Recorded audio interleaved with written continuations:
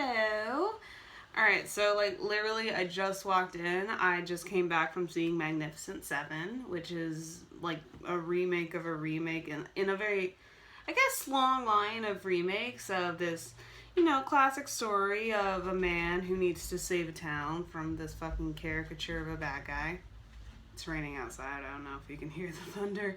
But anyway, so basically this is brought to us by the same guy that brought us like The Equalizer and Shooter and Training Day, which is really one of the things that drew me to the movie. Like, I'm actually a big fan of Training Day, and like anything with Ethan Hawke and Denzel together again, it's just like, yeah, I gotta see it.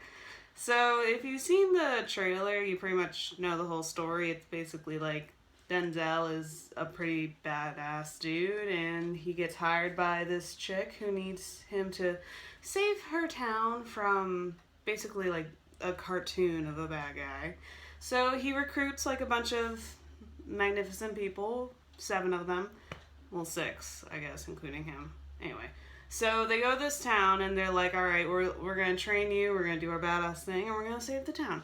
So right off the bat, that's like, okay, that's a pretty cool premise. I guess I'll see it.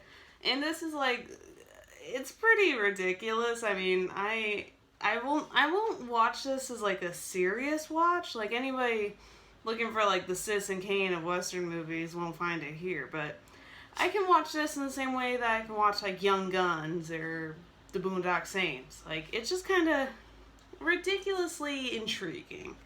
And that's how I'll describe it. Like, a lot of the characters, like the 7, they're interesting enough.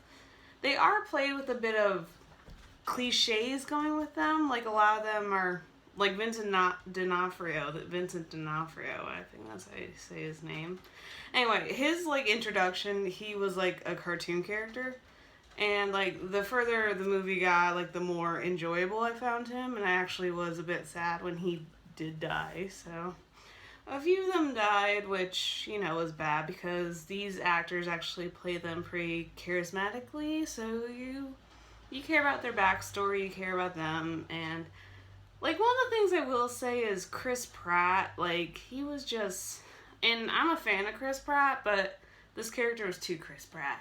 I know, like, whenever he was around the female lead, he just gave her, like, doomy eyes, and he's just, like, slick talking. He always has something fun to say. It's just like, okay, maybe not now. It's just a bit too much at one time. Like, it was just too much. And a lot of the movie was a bit, hey, rude. A lot of the movie was a bit cliche.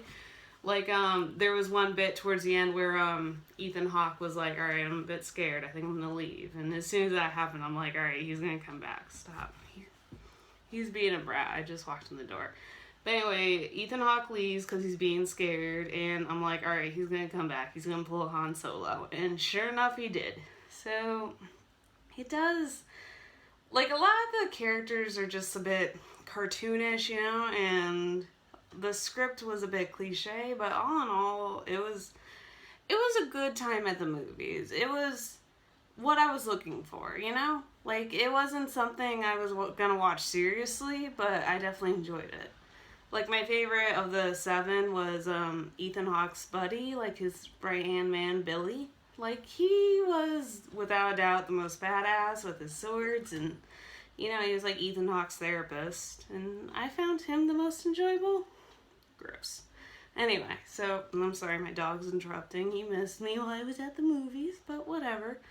I definitely enjoyed Magnificent Seven for what it was. It was a bit cartoonish, like, the bad guy. Oh my gosh, the bad guy. I didn't even talk about the bad guy. So he was played by, I don't even like know his name. I think he's married to Maggie Gyllenhaal. I can't remember his name. Awful. I'm gonna put it here like I normally do. Anyway, like, he wasn't in the movie a whole lot. I think he was in it for like a good 20 minutes. But it's just, every scene he was in, like, you would think a little devil was about to pop out of him. Like, he did that, like, really angry thing where you look like he's trying to, like, hold it back. But it's like, okay, you're not convincing at all. You're obviously an actor trying to portray angry and crazy and scary. But which is kind of bad because I do see him in a couple of movies, and I would consider him an alright actor. So it was just a bit like questionable, especially like towards the end. Like they built him up as like this monster.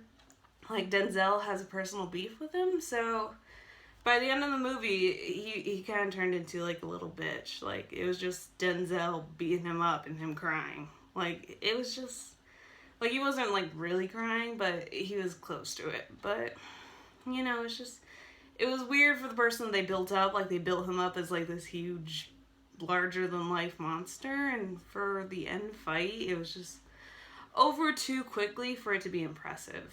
Like it's like I guess they wanted to show how badass Denzel was, but instead just came off to me anyway as how bitchy the villain was. But that's where I'm gonna leave it. So Magnificent Seven was definitely a good movie, and I will probably buy it when it comes out on DVD because it was a good watch. I will give it a 7 just to be cute. Anyway, so my dog decided to interrupt my review, so you want to say goodbye? Say bye. Bye.